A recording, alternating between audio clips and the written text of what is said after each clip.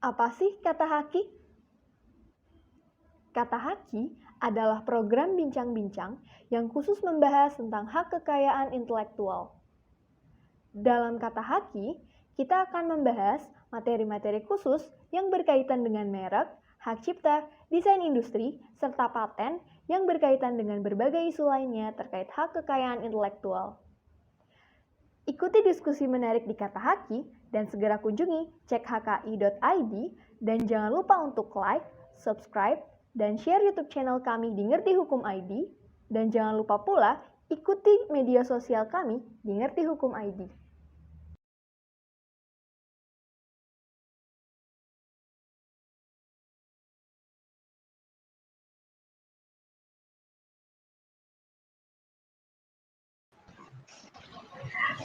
Halo.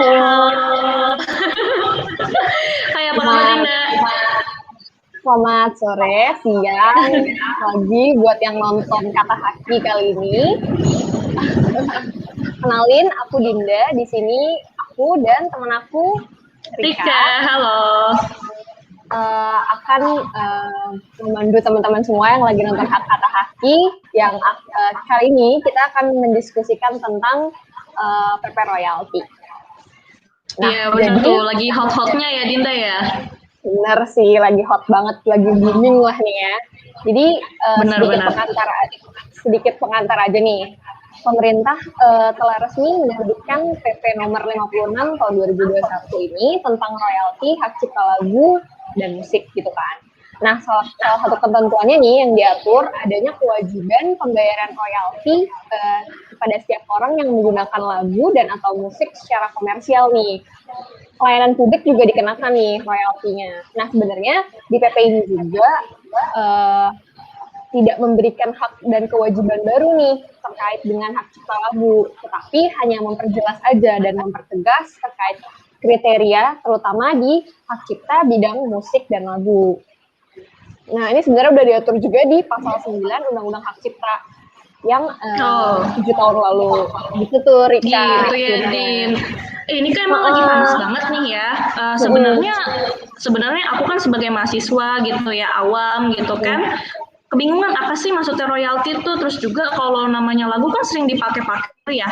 Secara umum gitu dipakai lah, sering-sering kita dengar gitu kan di radio, di rumah makan dan lain-lain. Mungkin aku pengen tahu banget tuh, penasaran banget sih. Dan juga mungkin yang lagi nonton juga bakal lebih penasaran nih. Gimana tuh, Din? Wah, iya sih, benar juga ya. Kayak bakal kepo gitu kan, bahasin. Betul banget.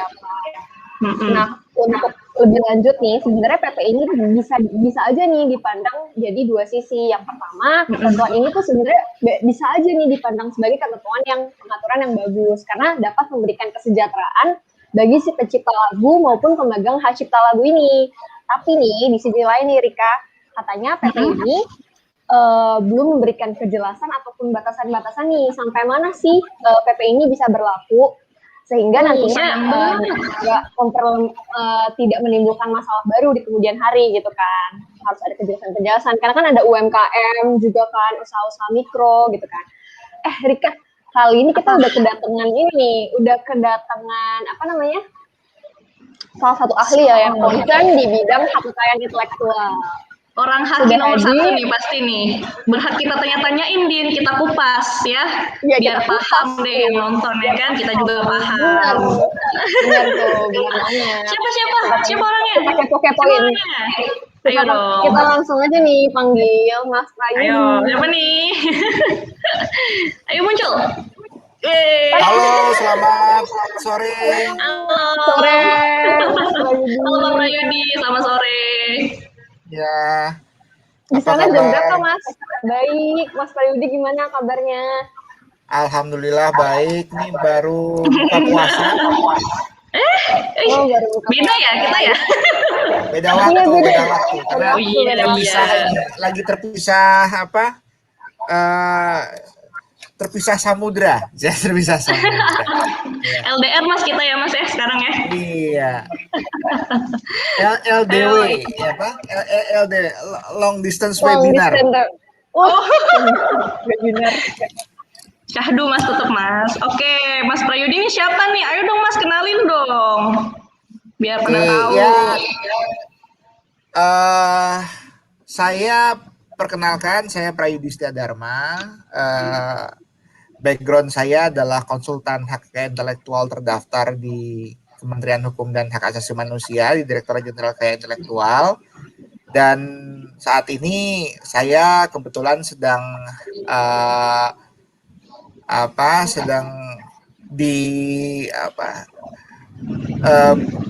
sedang ditugasi oleh diri sendiri sebenarnya untuk belajar lagi. Saya sedang menyelesaikan S3 saya di University of Newcastle di Australia. Mantap. Wih, mantap. Keren. Jadi lagi juga. Lagi ngelanjutin PhD ya Mas berarti? Iya. Oke Mas, berarti panggilannya Mas Prayudi ini ya? Ya boleh Mas Prayudi ya apa? Atau Oke, siap. Mas Prayudi ya. Ya. Oke, langsung aja tanpa berlama-lama lagi nih teman-teman, Mas Prayudi bakal ngejelasin tentang PP terkait royalti lagu ini. The floor is yours, Mas. Lanjut aja. Oke. Ayo Mas, kupas tuntas Mas. Mungkin kayaknya gini aja ya. Saya cuma menjelaskan sedikit saja gitu. Nanti kita akan lebih banyak lagi, kita ngobrol-ngobrol aja sih sebenarnya ya. Karena kan kalau bicara soal penjelasan sebenarnya sudah cukup banyak informasi yang entah itu dirilis oleh pemerintah atau juga informasi yang dirilis oleh berbagai lembaga mengenai royalti ini. Yang jelas sih sebenarnya untuk royalti ini, mengenai masalah royalti ini sebenarnya bukan benar tadi yang dikatakan oleh Mbak Nida dan Mbak Rika berdua bahwa ini bukan barang baru sebenarnya. Bahkan kalau saya boleh jujur sebenarnya ini sudah sangat terlambat ya, karena bisa dikatakan mengenai prinsip dasarnya kenapa royalti ini perlu menjadi penting, itu tidak dapat dilepaskan dari prinsip dasar pelindungan hak cipta yang sebenarnya Indonesia sudah punya undang-undang hak cipta sejak tahun 1982. Berarti kan kalau dirunut itu sudah hampir 40 tahun yang lalu gitu. Jadi saya rasa undang-undang atau peraturan pemerintah mengenai royalti ini justru merupakan sesuatu yang mestinya dari dulu sudah ada dan sudah cukup develop. Tapi ya seperti kata pepatah, lebih baik terlambat daripada tidak sama sekali ya. Jadi tujuannya tentu sebenarnya adalah memberikan jaminan yang lebih baik sebenarnya kepada para musisi, khususnya para pencipta lagu dan juga para performer. Jadi ya kalau kita tahu bahwa undang-undang hak cipta ini kan sebenarnya ditujukan, kalau kita mau bicara soal teorinya nih, undang-undang hak cipta itu kan sama dengan undang-undang hak kekayaan intelektual yang lain, yaitu punya dua sifat. Sifat yang pertama itu adalah untuk sebagai reward.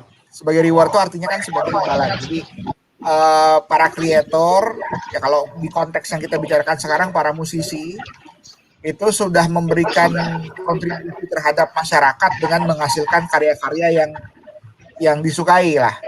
Mengenai kualitas bagus atau buruk kan selera ya, urusan selera ya. Tapi dengan kita menggemari suatu lagu, suatu musik, itu sudah kontribusi tersendiri dari para musisi begitu kan. Dan ya coba, masa kalau kita mau mendengarkan lagu kita harus menciptakan lagu sendiri, repot sekali kan. Kalau misalnya tiap orang, wah saya lagi pengen mendengarkan musik, saya nulis lagu dulu deh, saya mainkan sendiri. Orang harus bisa nulis lagu sendiri, orang harus bisa main musik sendiri, direkam sendiri, kan nggak enak banget gitu. Maksudnya nggak praktis banget. Belum tentu bagus kan, belum tentu bagus. Kita selama ini juga apa ya istilahnya, mungkin taken for granted gitu. Kita udah mendapatkan lagu-lagu yang bagus, malah kalau dulu mungkin sekarang malah situasinya berbeda. Kalau dulu kita mau beli lagu tuh, mau mendengarkan lagu, untung-untungan aja dengar di radio kan. Mungkin masih nggak tahu nih kalau Mbak Dinda apa Mbak Rika apakah masih ngejamanin ya, zaman-zaman masih kalau mau dengar lagu tertentu itu nunggu di radio, atau kalau misalnya ini ya minta ke radio diputerin gitu kan. Dulu ada istilahnya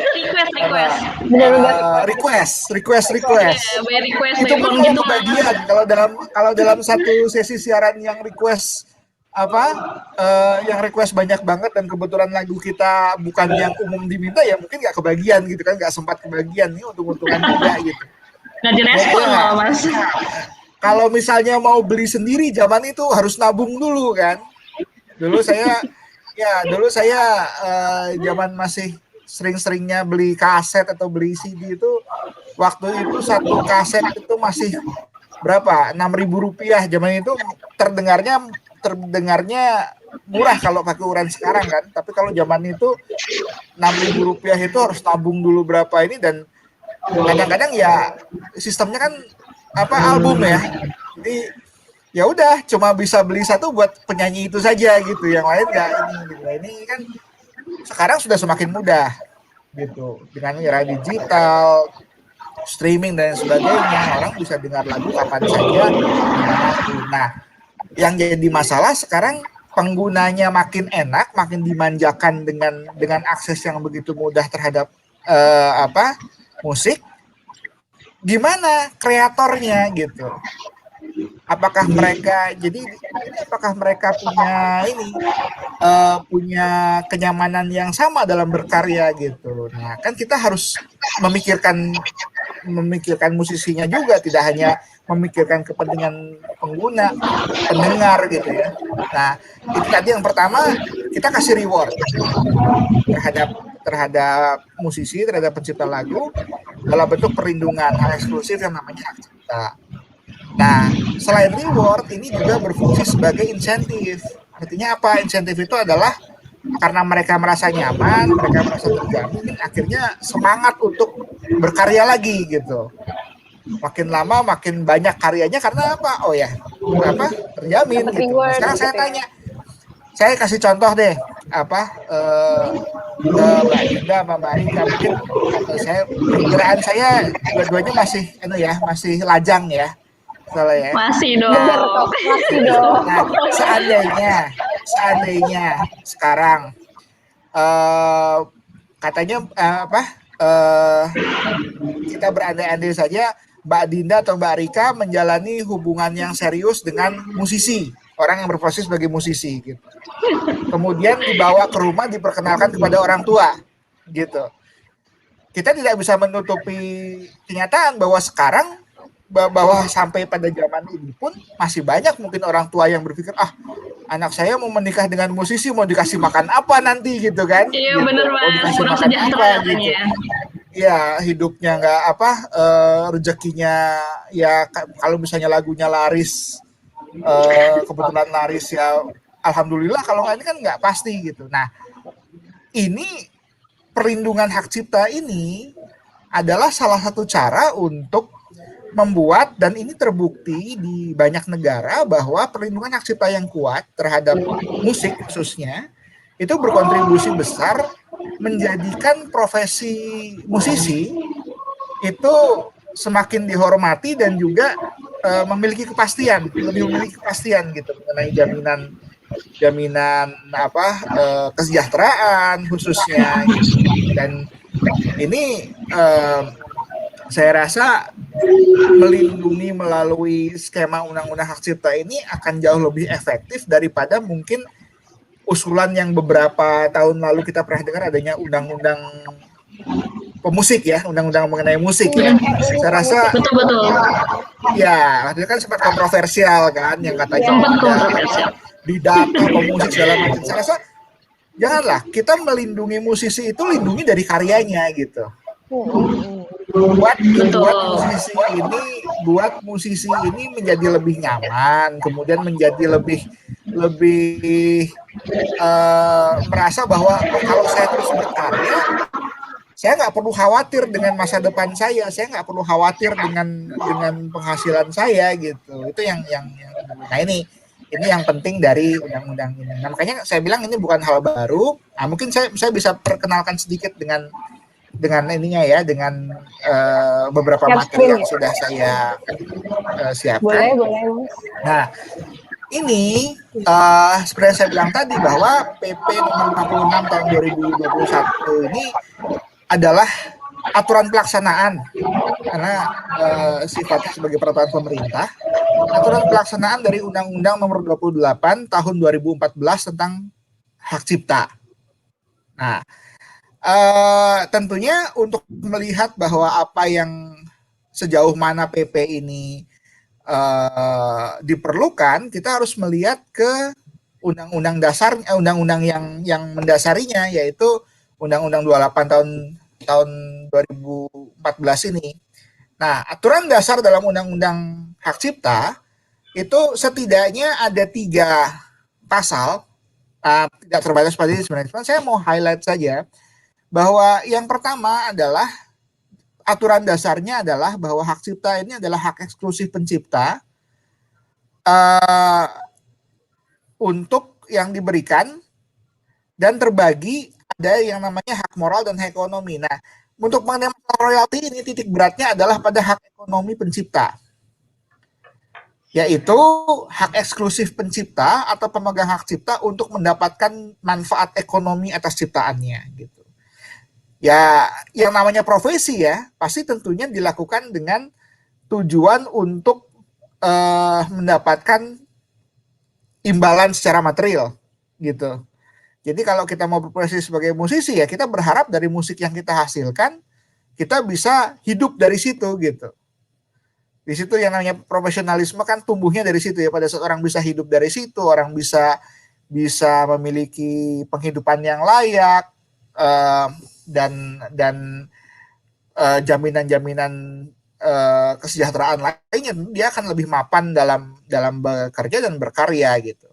Nah, hak ekonomi ini merupakan bagian dari hak cipta yang membantu untuk mewujudkan jaminan tersebut bagi para kreator. Dalam hal ini, kalau dalam konteks PP ini tentunya adalah teman-teman musisi. Nah, pencipta atau pemegang hak cipta sebagaimana dimaksud dalam pasal 8 Undang-Undang Hak Cipta ya. Nah, di pasal 9-nya ayat 1 dikatakan bahwa pencipta atau pemegang hak cipta sebagaimana dimaksud dalam pasal 8, hak ekonominya itu meliputi apa-apa saja.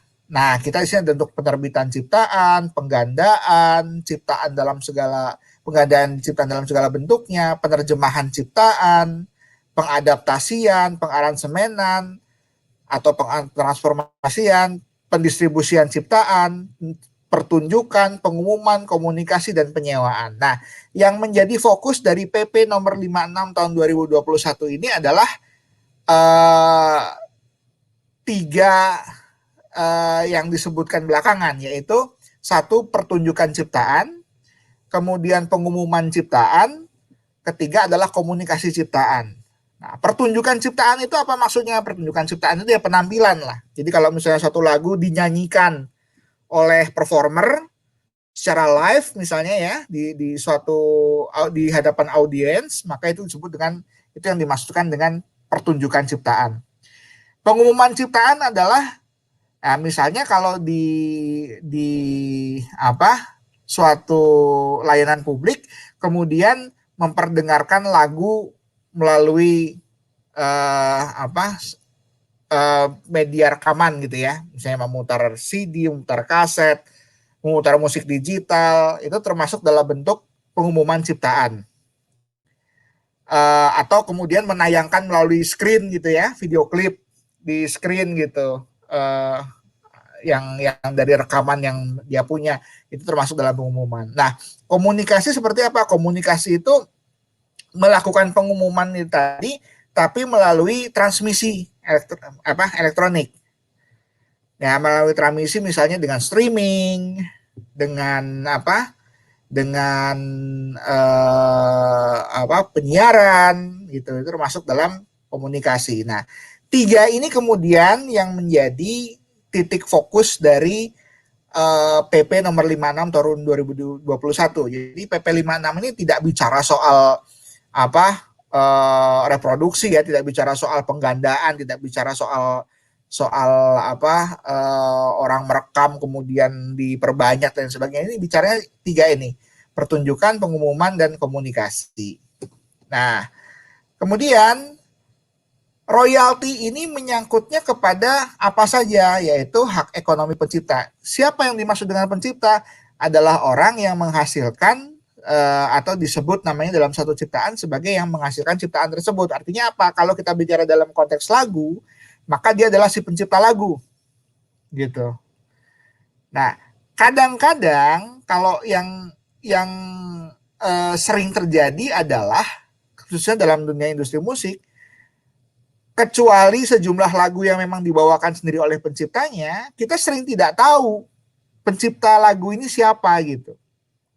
Nah, yang jadi kasus adalah pencipta lagu ini kebanyakan menjadi sosok-sosok di balik layar yang tidak pernah diketahui oleh penikmat lagu gitu.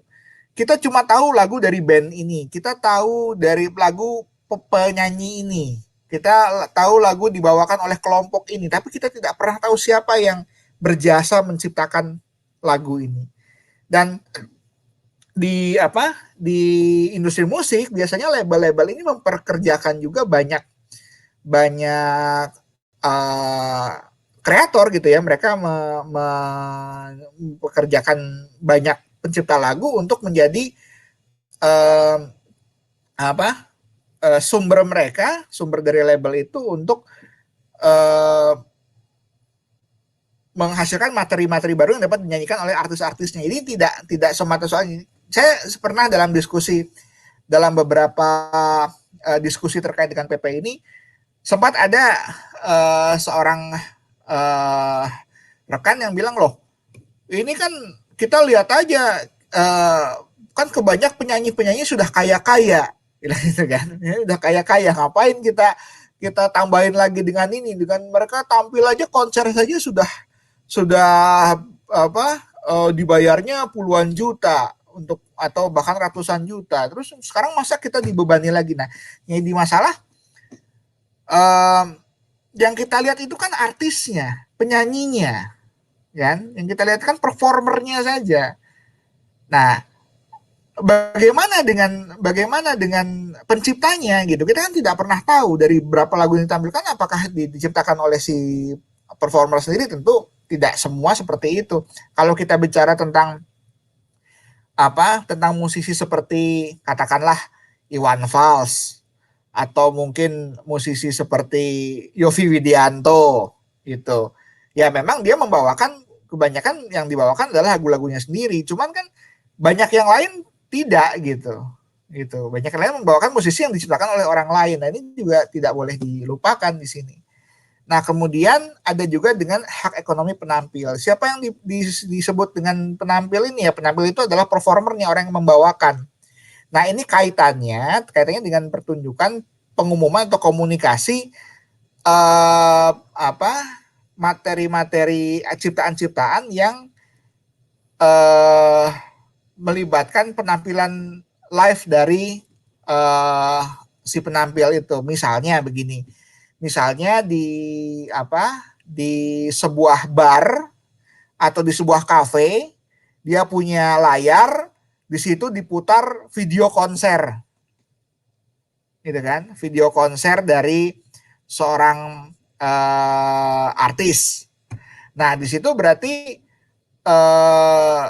tidak hanya hak ekonomi pencipta yang harus diperhatikan, tapi hak ekonomi penampilnya, karena penampilannya juga pertunjukan atau diumumkan di layanan publik komersial tersebut. Atau misalnya biasanya kan kadang-kadang kita ini ya, kalau pernah mengalami naik kendaraan bis malam lah, bis malam dari antar kota biasanya kalau bis malam antar kota tuh malam tuh kalau ada hiburannya dia suka nyetel itu video klip gitu kan, video klip atau kereta itu sering tuh menyiarkan video klip gitu, kereta api. Nah, itu juga termasuk objek yang kalau dalam PP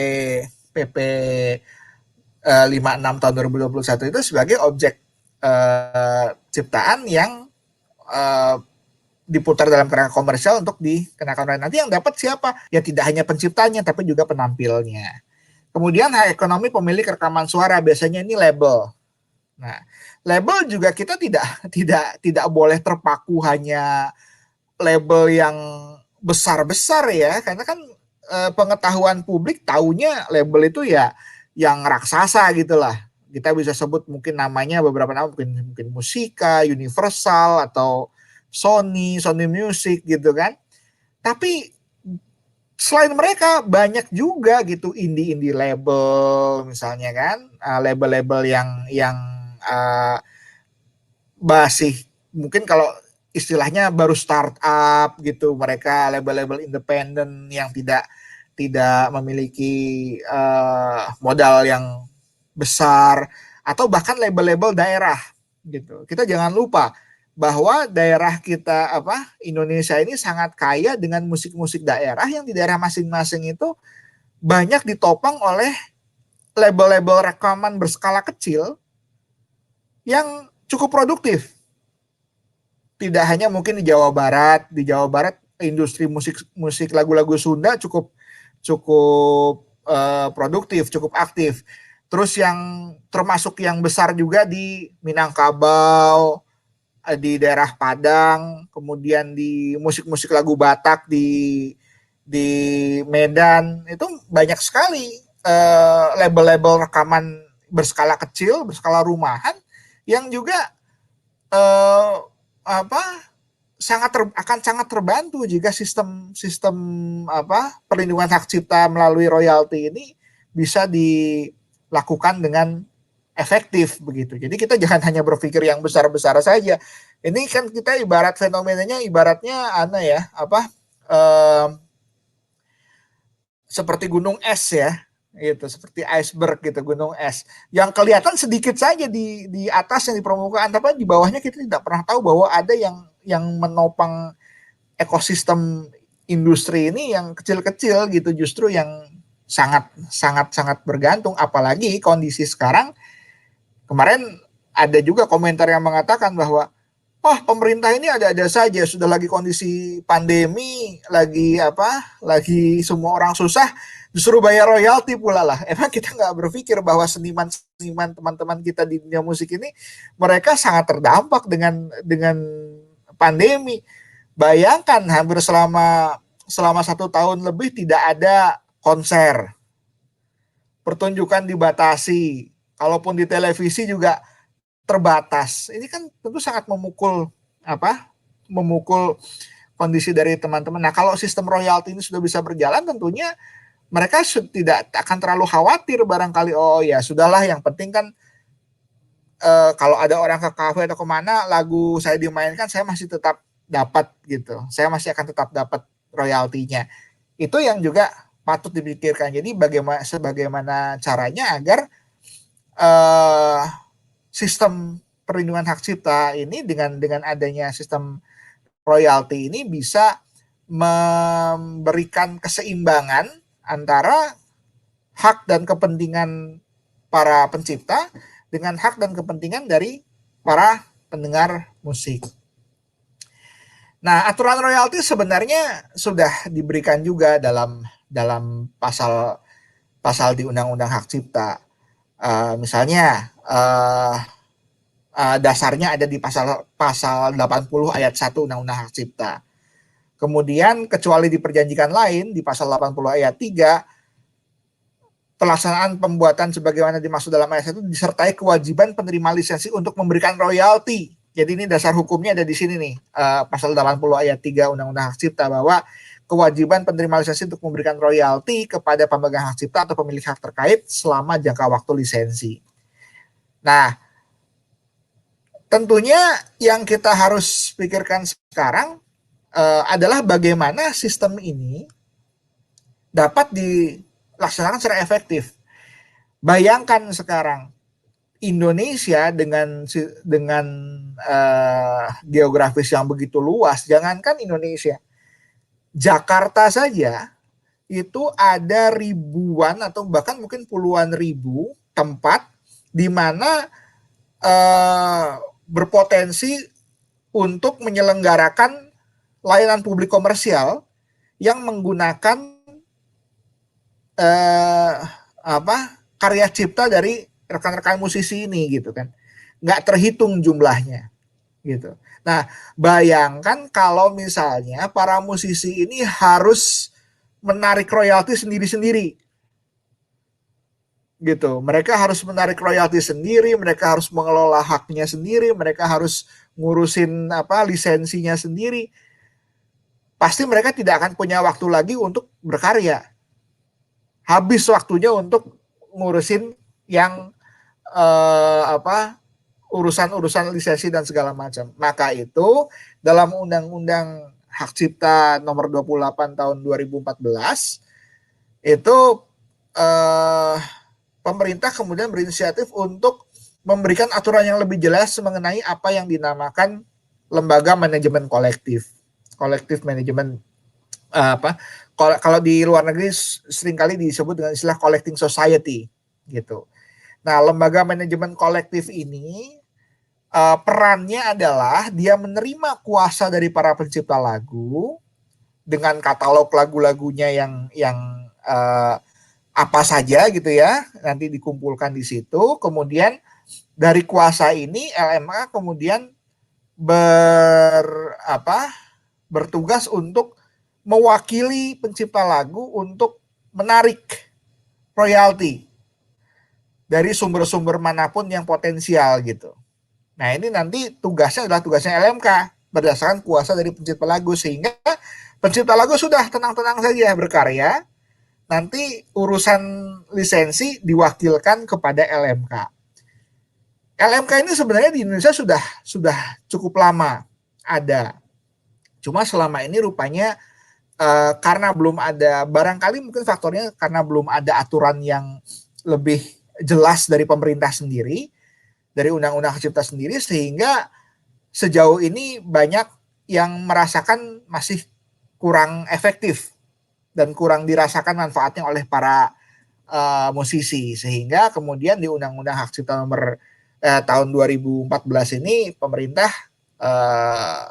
mempertegas lagi dengan adanya keberadaan lembaga manajemen kolektif, dan khusus untuk musik kemudian ditegaskan juga akan ada lembaga manajemen kolektif nasional yang berfungsi untuk melakukan koordinasi dan pengawasan terhadap LMK-LMK yang ada. Jadi LMK ini bukan lembaga pemerintah gitu. LMK ini bukan lembaga pemerintah. LMK ini adalah lembaga yang dibentuk sebenarnya oleh para musisi sendiri dengan kuasa gitu, lembaganya para musisi dengan kuasa yang mereka berikan gitu. Jadi jangan sampai ada salah persepsi bahwa wah yang mungut pemerintah gitu. Nanti kan kita kan sekarang sensitif ya kalau ada bunyi-bunyi pungutan dari pemerintah udah prasangkanya udah macam-macam. Jangan-jangan mau bikin infrastruktur apa segala macam ini buat narikin lagi. Nah, ini bukan itu gitu. Karena ini bukan pemerintah, bukan lembaga pemerintah, tapi pemerintah memang mengatur pendirian LMK ini untuk untuk memastikan agar proses penarikan royalti penarikan manfaat ekonomi dari hak ekonomi pencipta ini bisa dilakukan secara lebih efektif. Nah, jadi ini yang harus dipahami mengenai aturan royalti ini. Nah, sehingga kalau kita lihat skemanya barangkali begini, pemberi kuasa adalah pencipta, penampil, rekaman suara, melalui LMKN hak cipta atau hak terkait, kemudian berhubungan dengan penerima lisensi yaitu penyelenggara kegiatan komersial yang nanti akan melakukan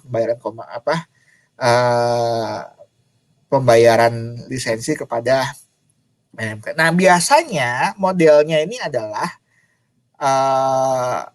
yang lazim di seluruh dunia, biasanya ini modelnya melalui blanket license.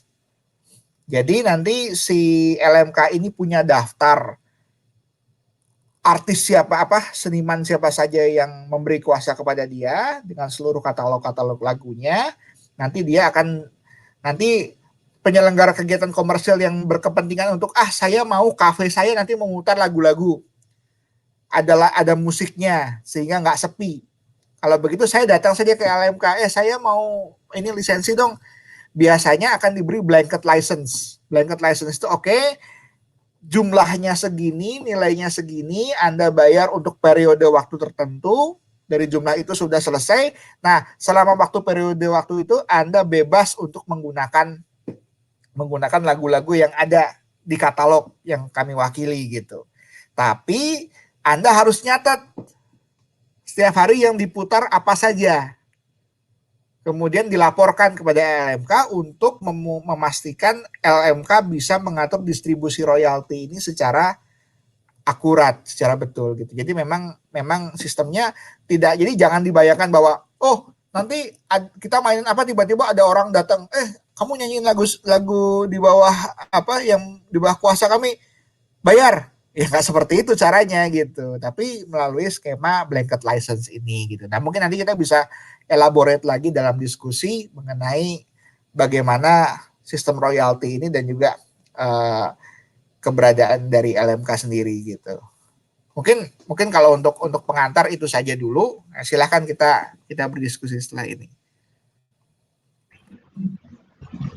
Terima kasih banyak ya Mas Prayudi, ini jelas banget sih. Ya Din, ya benar gak Din? Parah sih, gue jadi tercerahkan gitu kan, yang tadinya nggak tahu apa-apa tentang PT ini, kayak tiba-tiba wow, keren. Karena awam banget, karena banyak banget orang-orang yang nggak tahu gitu ya tentang royalti ini, benar-benar.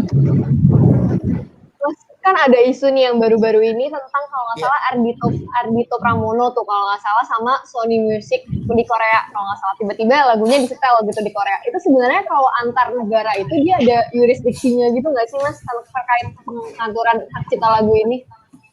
Ya sebenarnya begini, jadi masing-masing negara itu dia punya LMK sendiri-sendiri gitu. Jadi LMK sendiri-sendiri itu cara kerjanya kurang lebih semuanya sama lah. Jadi kalau saya nggak tahu kalau di Korea namanya apa, kalau di Inggris kalau saya namanya PSR, kalau di Amerika itu BMI, kalau di Australia itu APRA. Nah, mereka itu cara kerjanya juga tidak jauh beda lah dengan dan saya yakin bahwa sistem LMK Indonesia juga formatnya juga didasarkan atas yang sudah established di negara lain ya kan memang cari. Dan harus diingat juga bahwa hampir semua negara di dunia ini sekarang adalah anggota dari Berne Convention. Berne Convention itu adalah suatu perjanjian di bidang hak cipta yang mana ciptaan atau pencipta dari warga negara peserta Berne Convention itu ciptaannya juga dilindungi di semua negara lain sesama negara anggota Berne Convention dengan perlindungan yang equal, yang sama. Gitu. Jadi intinya adalah lagu yang dihasilkan karena Indonesia adalah anggota Berne Convention, maka lagunya yang diciptakan oleh Ardhito Pramono ya dilindungi juga di negara lain yang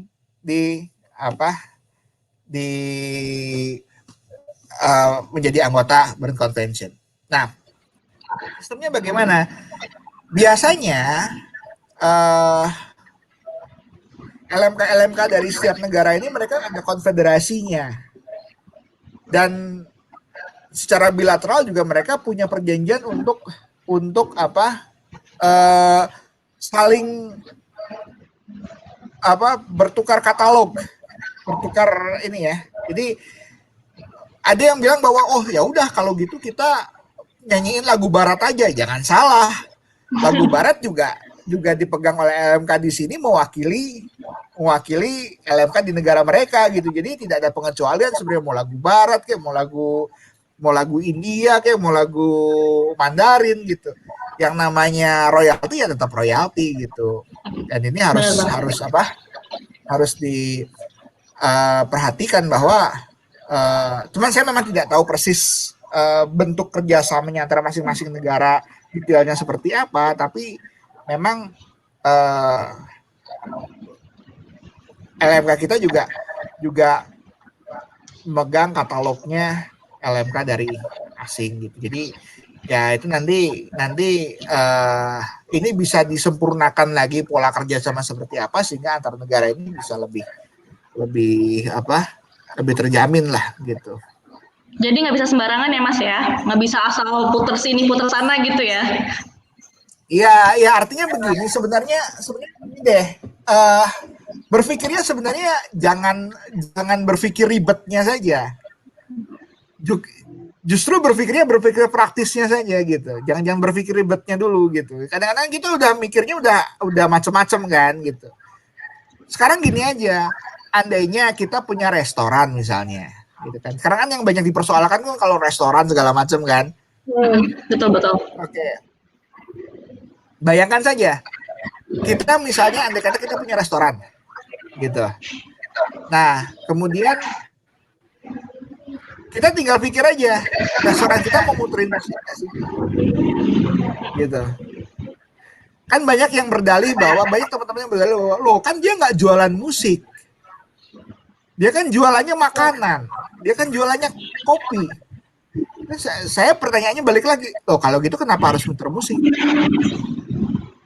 Benar. Ya, kalau gitu nggak perlu bayar dong, nggak usah muter musik dong, karena kan jualannya itu gitu kan, gitu nggak perlu muter musik dong kalau gitu dong, gitu kan, karena kan bilangnya loh, saya jualan makanan kok nggak jualan musik, ya udah berarti nggak usah muter musik, karena kalau mau muter musik itu kan berarti dianggap sebagai sesuatu yang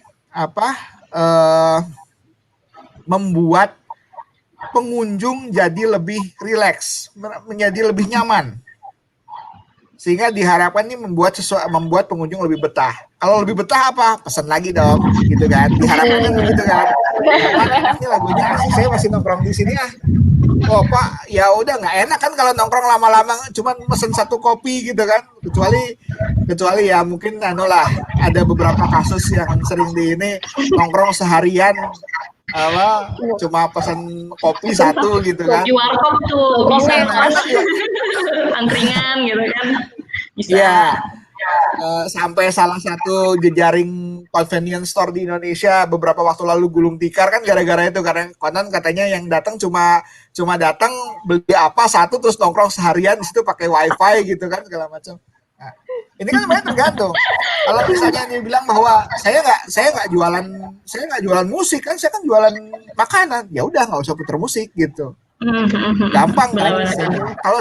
Kalau puter musik berarti loh kenapa Anda puter musik? Karena membuat customer saya agar merasa nyaman, lebih gitu ya. Nyaman. Nilai plus berarti itu ada kerangka komersialnya. Iya. Gitu, ada nilai customer. Nilai ekonominya. Iya, part of the service. Kan? Dan servisnya berbayar gitu. Ya itu berarti ada kerangka komersialnya, ada tujuan komersialnya. Bukan berarti bahwa kalau putar lagu nanti dimasukkan ke dalam bill bahwa muter lagu ini, enggak kan? Nah, kalau misalnya seperti itu ya berarti ya sudah, ya kalau itu ya sudah gitu. Praktisnya aja gimana, daripada nanti di belakang bermasalah, silahkan kontak LMK gitu kan. Saya punya restoran segini, kemudian saya mau beli lisensi aja deh. Biar gampang. Jadi kalaupun nanti misalnya ya udah sewaktu-waktu saya mau ngundang live music gitu kan. Mau ngundang live music datang. Ya nggak perlu minta izin lagi, tinggal bilang aja, saya udah punya lisensi nih dari ini gitu. Tolong Anda mau main apa? Kalau mainin lagu orang, listnya. Listnya. Jadi nanti saya tinggal lapor, saya udah nggak perlu pusing lagi gitu kan. Gitu. Nah, bahkan begini, kalau di Inggris, ya ini satu contoh di Inggris ya, saya rasa di banyak negara lain juga seperti itu, tapi ini saya contoh di Inggris. Bahkan di Inggris lebih ini lagi. Jadi begini, kalau saya musisi gitu kan, saya mainin lagu saya sendiri, gitu. Kemudian saya diundang di suatu kafe. Kafe itu sudah langganan ke LMK gitu kan, blanket license tadi. Saya main di kafe, saya mainin lagu saya di kafe. Saya sudah dibayar kan oleh yang ngundang kan sebagai performer kan, sebagai, tapi nanti saya masih bisa klaim ke ke LMK. Jadi lagu yang saya mainkan lagu saya sendiri, karena lagu ini sudah dibayar lisensinya oleh restoran, saya dapat lagi untuk memainkan lagu saya sendiri. Lebih sejahtera ya Mas ya? Iya, lebih sejahtera seperti itu. Saya datang diundang ini, saya diundang, saya dibayar, tapi karena lagu saya sebenarnya sudah dibayar lisensinya juga oleh, jadi mereka itu bayar saya hadir untuk tampil. Tapi lagunya mereka sudah bayar duluan. Karena itu masuk di blanket license. Nah, saya masih bisa klaim, dapat lagi gitu. Double tuh ya jadinya. Iya. Ini yang kemudian membuat bahwa musisi di apa? Makanya sekarang begini. Kalau kita nonton di film begitu ya, atau yang nggak usah di film, saya selama di sini juga ngelihat betul bahwa yang namanya pekerjaan musisi kita nggak bicara soal musisi rekaman yang lagunya masuk top 40 atau segala macam ya, yang sering beradio. Musisi yang tampil sehari-hari di kafe segala macam di sini rata-rata cukup independen gitu. Artinya tidak struggling yang seperti musisi yang kebanyakan kita temuin di Indonesia gitu. Musisi-musisi ini lebih terjamin kehidupannya karena apa? Mereka punya sistem perlindungan yang membuat karya mereka itu dihargai secara layak.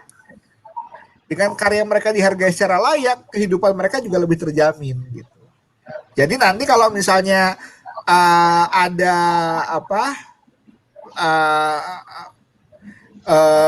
anak-anak muda yang bilang sama orang tuanya, saya mau jadi musisi, nggak ada lagi pertanyaan, mudah-mudahan nggak ada lagi pertanyaan mau makan apa kamu gitu kan. Atau kalau misalnya ada orang yang bawa ada perempuan yang bawa pacarnya ke orang kenalin nih, mah pacar saya musisi, wah mau kamu kasih makan apa anak saya, nggak ada lagi yang seperti itu gitu kan. Sistemnya sudah memberikan jaminan yang baik gitu loh. Oke Mas Prayudi, jawabannya jelas banget ya. Jadi memang di luar negeri justru aturannya lebih hikmat ya, lebih terjamin ya. Berbanding terbalik nih sepertinya nih. Pengen nanya deh, jadi kan ini sering jadi obrolan juga nih di netizen Indonesia nih. Kan sekarang udah ada platform musik yang kayak Spotify, YouTube, itu kan platformnya berbayar semua nih Mas. Nah dalam pengaturannya nih sebenarnya bisa aja nggak sih kalau nyetel lagu lewat platform itu dikenakan royalti? Itu kayak gimana tuh Mas pengaturannya sebenarnya? Nah, sekarang gini, yang harus diingat adalah pada dasarnya lisensi yang kita beli dari subscription di platform Spotify, streaming itu, pada dasarnya itu adalah lisensi untuk penggunaan pribadi. Jadi selama pribadi itu bisa gitu ya kalau udah bisa. Ya, cuman kalau untuk kerang komersil tadi itu udah nggak masuk skemanya gitu. Nah, itu tetap aturannya masih berarti ya Mas. Aturannya emang cuma. Ya, saya sebenarnya ada saran nih, karena begini, karena beberapa platform musik di luar negeri seperti Apple Music lah contohnya ya. Apple Music ini dia sudah memberikan skema berlangganan untuk bisnis user. Jadi harganya lebih tinggi, harganya memang lebih tinggi. Dia bisnis user, dia bisa pakai itu untuk di restonya, di kafenya, di tokonya gitu kan. Putar aja gitu. Nah, makanya saran saya kalau kepada pemerintah dan kepada LMK gitu ya, coba tolong juga ini ke depan jangan hanya berhenti di sini. Karena apa? Jangan kita memberikan aturan yang bermaksud untuk melindungi satu pihak tapi merepotkan pihak lain. Gitu. Jadi sebaiknya kita bikin aturan yang memudahkan semua. Sehingga orang yang memang berniat untuk bayar, kadang-kadang kita Indonesia tuh kadang-kadang suka lucu saya bilang. Orang mau bayar saja dipersulit. gitu kan? Benar Kayak kartu banget kredit tuh. gitu ya. Iya, apalagi orang mau apalagi orang yang ditagih gitu ya, orang yang berniat mau bayar saja kadang-kadang sulit gitu kan. Kayak misalnya beginilah, ngurus pajak kendaraan atau apa gitu, kadang-kadang yang masih belum online itu masih mengisi dokumen apalah segala macam gitu kan, dokumen fisik dan lain sebagainya, itu aja dipersulit gitu. Ngapain sih gitu, padahal ini orang mau bayar loh gitu kan, orang tuh mau ngikutin aturan gitu. Nah, makanya saya ini saran saya kepada pemerintah dan juga kepada LMK adalah jangan tanggung, sekalian aturannya disempurnakan, gandeng juga penyedia layanan streaming. Oh iya, Sehingga benar-benar. nanti gimana skemanya, tinggal dari mereka saja misalnya. Oke, kami sediakan saja skema pembayaran pembayaran yang business user gitu kan. Nah, nanti tinggal orang udah ambil business user udah nggak perlu pusing lagi gitu. Blanket license-nya bisa kerjasama dengan LMK di situ gitu. Jadi enak buat semua lah gitu. Enak buat semua, buat musisi terjamin, buat user juga nggak repot gitu. Kadang-kadang yang membuat orang tidak mau taat itu karena mau taat pun ribet. Dibikin sulit, Mas. Iya. Sulit. Lebih gampang nggak taat gitu kan. Benar-benar. Lebih baik malah nggak berurusan, Mas, jadinya kalau dipersulit terus. Gitu kan. Mending melanggar aja. Ini ya ada gium yang saya yakin ini cocok nih buat Indonesia. Di Indonesia itu sejauh ini lebih gampang minta maaf daripada minta izin. Oh iya. Ya kan? Ya kan? Jadi ya sudahlah, karena mau minta izin ribet, ya kan? Kita melanggar dulu aja, kalau ketahuan tinggal ya udahlah saya minta maaf, tinggal bayar gitu kan. Lebih gampang minta maaf daripada minta izin di Indonesia itu gitu. Nah, coba ini menjadi satu peluang bahwa di sistem royalti ini sebaiknya jangan begitu gitu. Justru orang mau minta izin itu dipermudah, difasilitasi agar jadi orang terdorong untuk legal gitu kan, karena gampang gitu. Oke Mas, sip, jelas banget sih. Oke Mas Prayudi, aku mau nanya nih ya. Jadi kan kita tahu nih ya kan, PP Royalty ini emang niatnya itu untuk mensejahterakan ya, baik penyanyinya, penciptanya, juga labelnya. Nah tapi Mas, kan banyak banget tuh Mas kayak pencipta lagunya Inul tuh Mas, ditemukan dalam keadaan yang sangat menyedihkan gitu.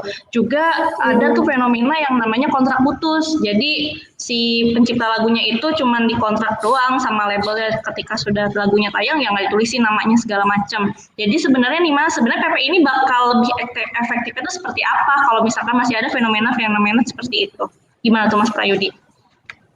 Ya memang begini ya, ini memang untuk bisa mewujudkan satu sistem yang sempurna, ekosistem yang sempurna untuk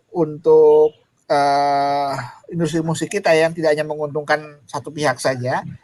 Ini memang aturannya harus disempurnakan tidak hanya di satu sisi. Jadi sistem pemungutan royalti ini hanya satu sisi dari sekian banyak aspek dalam industri musik yang memang harus dibenahi. Nah, kalau untuk beli putus sebenarnya sekarang di Undang-Undang Hak Cipta nomor 14 tahun 28 tahun 2014 ini tidak ada lagi yang namanya sistem beli putus. Jadi kalau misalnya hak itu dibeli, istilah beli putus oleh si label kepada pencipta, maka 25 tahun kemudian hak itu akan kembali ke si pencipta. Gitu. Itu yang sekarang ya Mas ya berarti ya? Ya? Yang sekarang berarti ya, kalau yang 25 tahun itu? Ya, jadi 25 tahun kemudian dia akan balik lagi ke si pencipta. Cuman kan tetap aja 25 tahun kan lama kan gitu kan. Gitu. Nah, itu dia ngapain gitu. Tapi ini memang playing field-nya harus dibenahi. Salah satunya adalah kalau di luar negeri yang saya tahu itu ya kita nggak bicara luar negeri. Saya juga sebenarnya kurang suka pakai istilah luar negeri ya.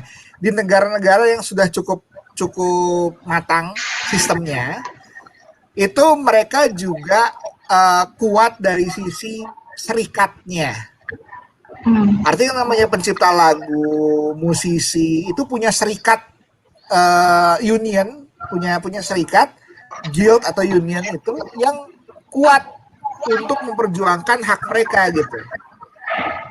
Jadi mereka punya daya tawar yang lebih tinggi di hadapan label pada saat memperjuangkan haknya. Nah, misalnya gini, kalau di Amerika misalnya, kalau Anda punya keahlian musik ya, katakanlah saya pemain piano gitu, pemain piano yang ya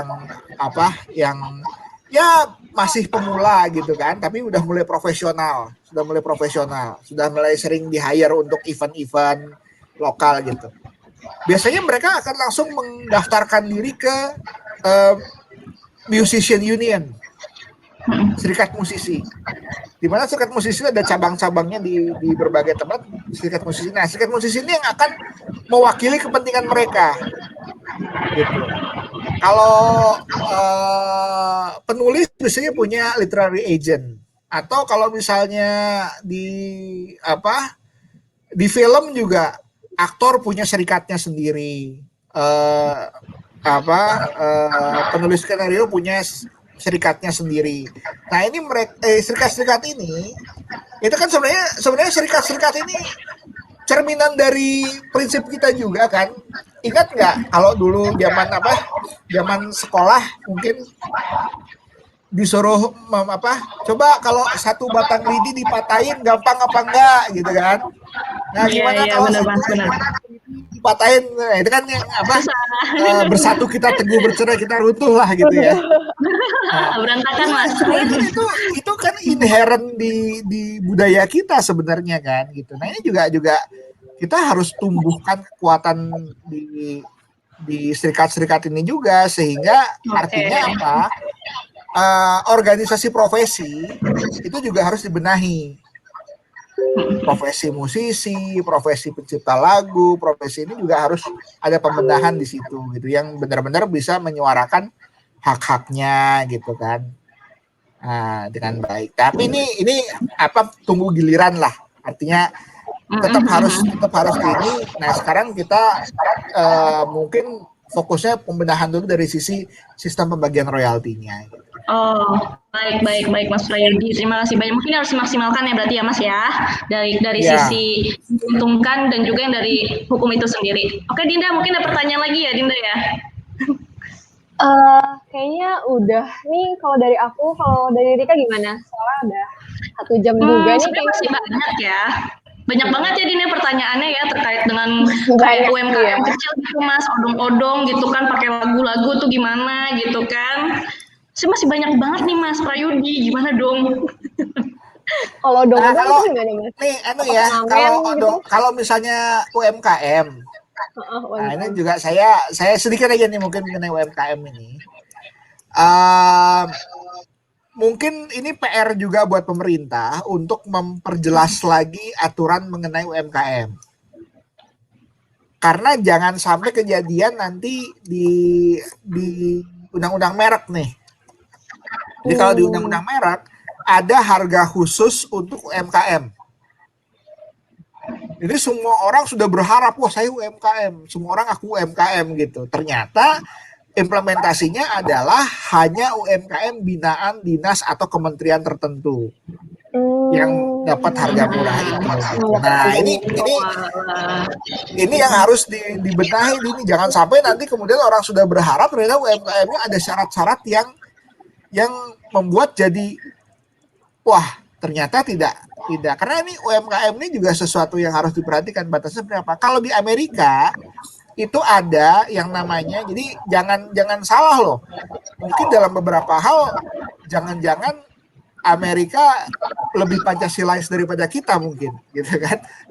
Karena di Amerika itu ada yang namanya Fairness in Music Licensing Act. Artinya apa? Mereka itu ada hitungannya untuk tempat komersil dengan ukuran tertentu sampai batas tertentu. Dan kalau dia menggunakan menggunakan peralatan yang disebut home style gitu ya. Artinya gini, kalau misalnya kafe nih kecil, ukurannya masih di bawah batas itu.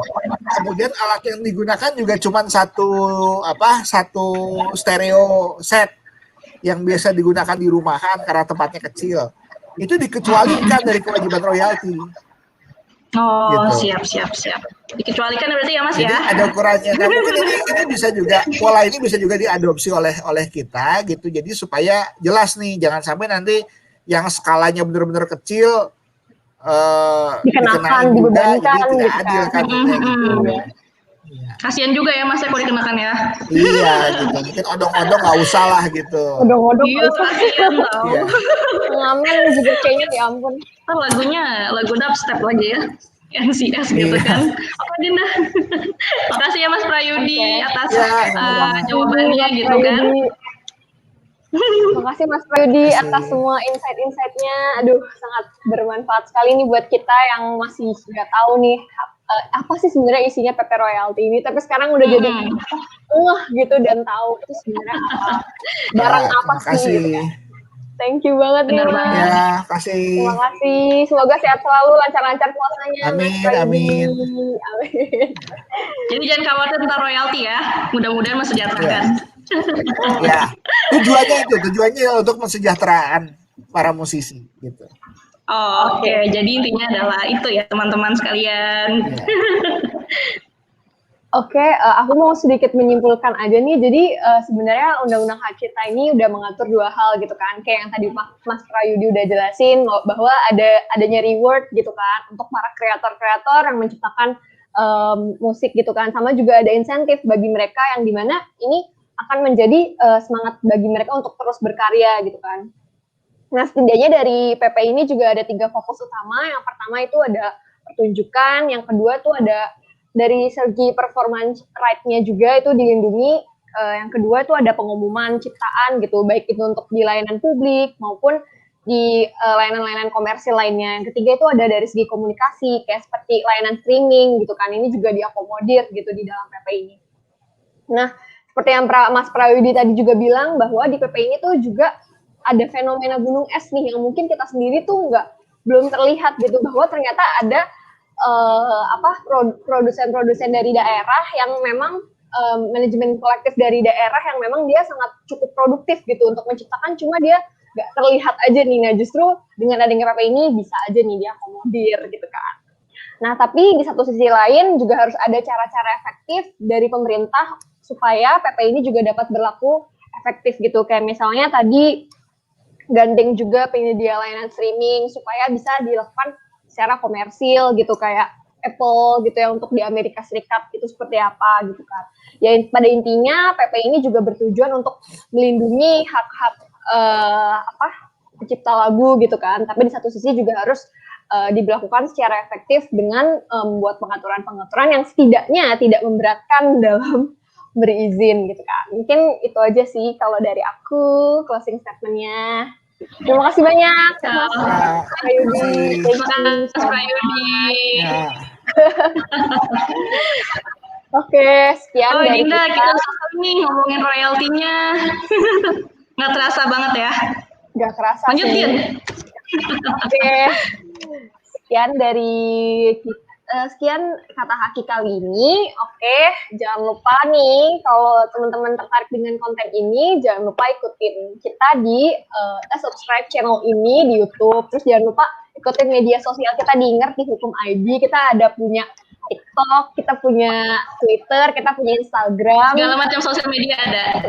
Pokoknya segala macam sosial media ada. Ikutin terus pokoknya. Ngerti Hukum ID, jangan lupa ya. Sama juga kita juga ada kata haki, salah satu website juga kata haki. Oke, mungkin itu aja sih dari aku. Sampai ketemu lagi ya teman-teman. Sampai ketemu lagi Sherika. Dinda, dadah. Dadah.